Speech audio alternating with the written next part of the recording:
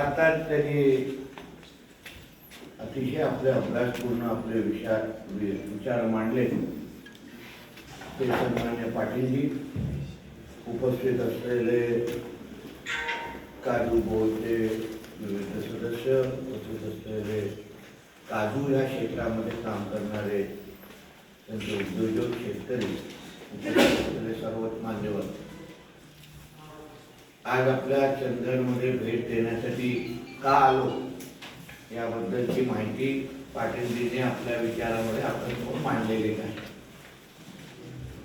कोकण म्हणून चंदगड म्हणून आपल्या या भागाचा अर्थकारण किंबहुना आपल्या या भागाच्या लोकांचे दररोज उत्पन्न जर आपल्याला वाढायचं असेल तर इथले ते महसूल किंवा लोकांच्या जीवनमान वाढवणारे जे स्तोत्र आहे, जे फळपीक आहे, त्यांना आपल्याला आकार कसा देता येईल, त्यांना आपल्याला प्रोत्साहन कसं देता येईल, या दृष्टिकोनातून आमची आजची भेट ठरलेली होती. पाटीलजी मला भेटायला आले आणि त्यांनी ते जे काय ह्या क्षेत्रामध्ये काम करतायत, ज्या ज्या मान्यवरांबरोबर हे काम करतायत, देश आणि राज्यामध्ये ज्या पद्धतीने या काजू या क्षेत्राला आकार देण्याचा प्रयत्न करतायत, त्या प्रवासामध्ये मी त्यांच्याबरोबर यावं, आम्ही एकत्र, आपण सगळे एकत्र मिळून आपल्या देशाला, जसं त्यांनी उल्लेख केला की एका काळी आपण देश म्हणून 94% होतो, आज आपण 3% आलेलो आहे. हे जे आपण गमावलेलं जे वैभव या काजू क्षेत्रामध्ये आहे ते परत मिळवून देण्याच्या दृष्टिकोनातून हा सगळा प्रवास आपल्यासाठी अतिशय महत्त्वाचा आहे.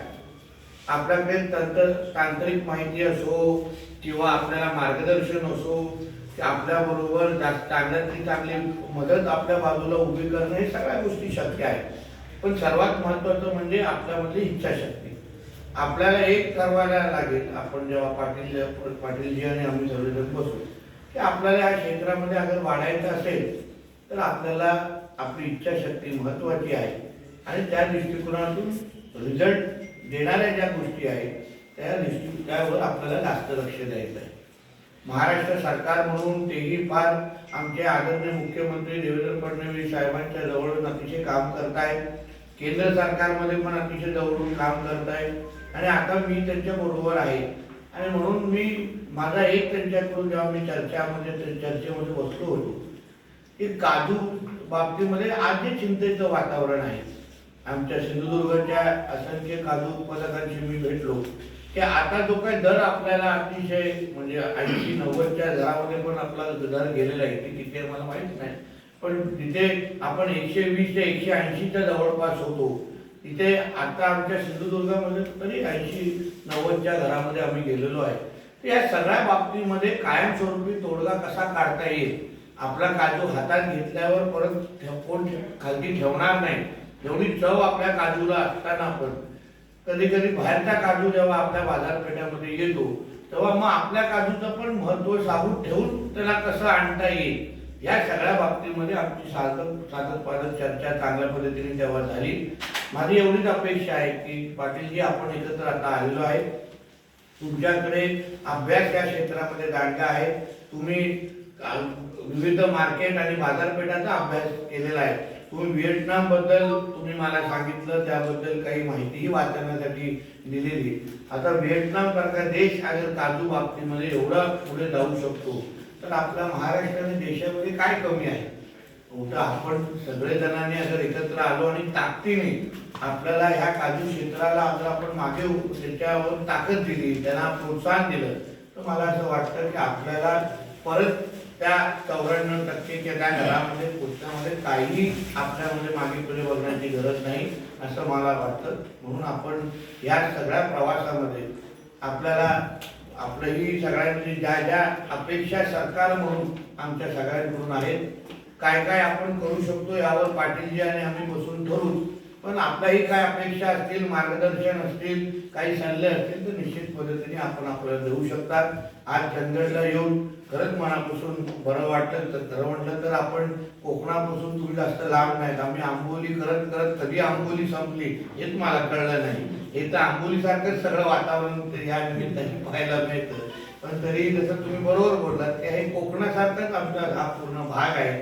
इथे आमचं डॉक्टर साहेब आमचं म्हणजे पाटीलजी आमचं SSPM हॉस्पिटल आहे आमचं कोकणामध्ये, त्याच्या इथे ब्रांच पण आम्ही छोटंसं इथे उघडलेलं आहे.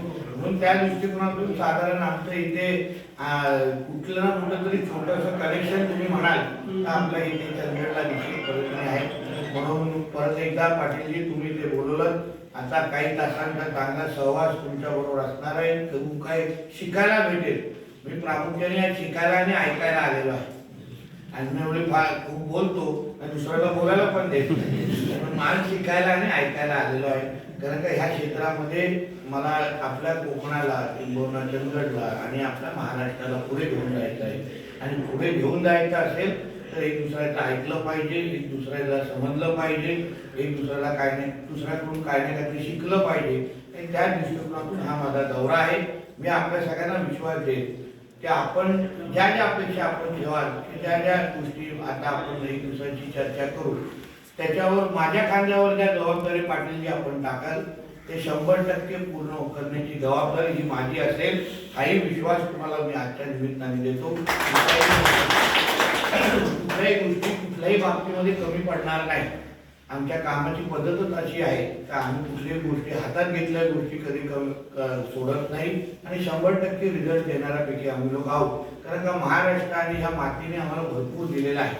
आता महाराष्ट्राला आम्ही काय देऊ शकतो, आज एक चांगली मोठी जबाबदारी आमच्या फडणवीस साहेबांनी आणि आमच्या भारतीय जनता पक्षाच्या वरिष्ठांनी माझ्या खांद्यावर टाकलेली आहे.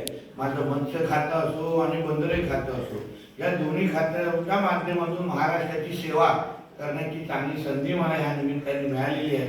म्हणून कुठेही या बैठकीच्या निमित्ताने, या दौऱ्याच्या निमित्ताने आज ज्या ज्या गोष्टी आपल्याकडून शिकायला भेटतील किंवा आपल्या ज्या अपेक्षा माझ्याकडून व्यक्त कराल त्या पूर्ण करण्याची जबाबदारी ही माझी असेल. म्हणून परत एकदा माझ्या आणि माझ्या काही सहकाऱ्यांचं जे स्वागत सत्कार आपण केलात यासाठी पाटीलजी आपलं आणि आपल्या सगळ्या जणांचं मनापासून मी धन्यवाद देतो, शुभेच्छा देतो. इथेच थांबतो. जय हिंद.